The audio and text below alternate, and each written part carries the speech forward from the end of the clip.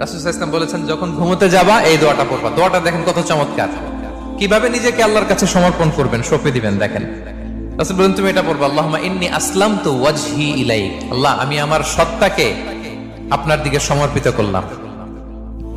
ওয়া ফাওয়াদতু আমরি ইলাইক, আল্লাহ আমি আমার সব কাজকে আপনার কাছে সুপর্দ করলাম। ওয়া আলজাতু যহরি ইলাইক, আল্লাহ আমার পিঠকে আমি আপনার কাছে আশ্রয় রাখলাম। সুবহানাল্লাহ পড়বেন না? আমরা যখন ঘুমাই আমাদের পিঠটা বিছানার মধ্যে লাগাই না?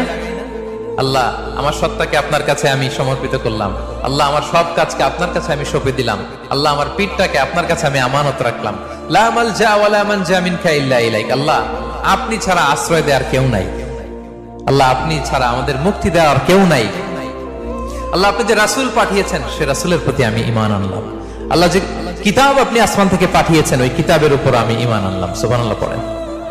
বিষ্ণু ইসলাম বলেন, যখন কেউ এই দোয়াটা পড়বে রাত্রিবেলা, ফা ইন মিত্তা, ওই মিন লাইলাতিকা, ওই রাতে যদি তুমি মারা যাও, মিত্তা আলাল ফিতরা, তুমি ফিতরাতের উপর মৃত্যুবরণ করবে।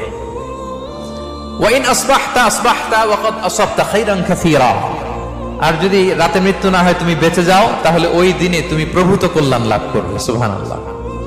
তাহলে বলেন এই দোয়াটা পড়ার দরকার আছে না নাই? এই দোয়াটা যদি কেউ পড়ে, সে মারা গেলে ওই রাতে ফিতরাতের উপর মারা যাবে। ফিতরাতের প্রথম অর্থ কি বলছিলাম?